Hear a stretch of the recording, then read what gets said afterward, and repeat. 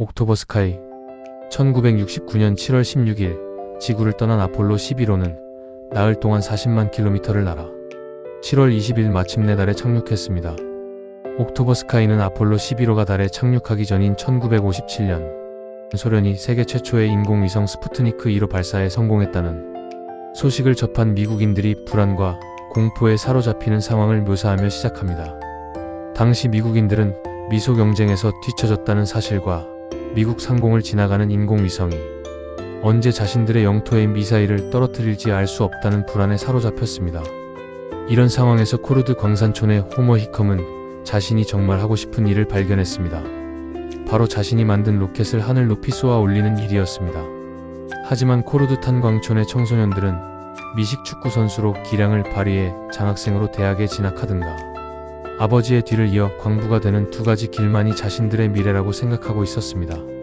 주인공 호머는 탄광촌을 벗어나기 위해 자신의 형처럼 미식 축구 선수로 발탁되기 위해 노력하지만 대학 진학이 결정된 형과 달리 번번이 탈락의 고배를 마십니다.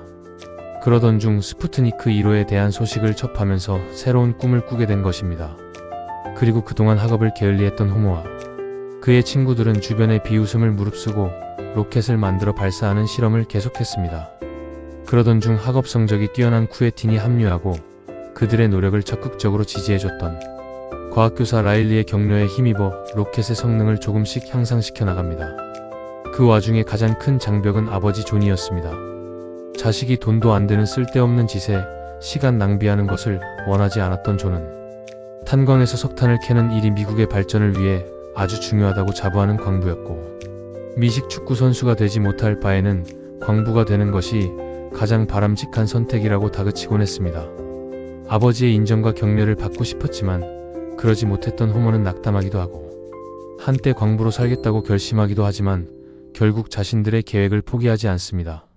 결국 호머와 새 친구들로 결성된 로켓 보이들은 전미 과학경진대회에서 1등을 차지해 4명 모두 장학금을 받고 대학에 진학합니다. 아들이 평생 광부로 살기를 원했던 존은 아들이 꿈을 이룬 후 그의 뜻을 이해하고 지지하게 됐지만 결국 젊은 나이에 폐암으로 사망했고 그가 평생의 직장으로 생각했던 탄광은 몇 년 후 문을 닫게 됩니다. 하지만 자신의 꿈을 포기하지 않았던 호머는 나중에 나사의 훈련교관이 되어 미국 우주개발 산업에 혁혁한 공을 세웁니다. 이처럼 어떤 사람은 꿈을 가졌으되 이루지 못하고 어떤 사람은 아예 꿈이 없이 살아가지만 어떤 사람은 온갖 역경을 이겨내고 자신의 꿈을 이뤄내지요. 가장 나쁜 경우는 자신이 꿈을 가지지 않는 것에 그치지 않고 다른 사람의 꿈을 이루지 못하게 방해하는 사람일 겁니다. 가장 좋은 경우는 자신의 꿈을 이루는 데 머물지 않고 다른 사람의 꿈을 이루는 데 도움이 되는 사람이겠죠.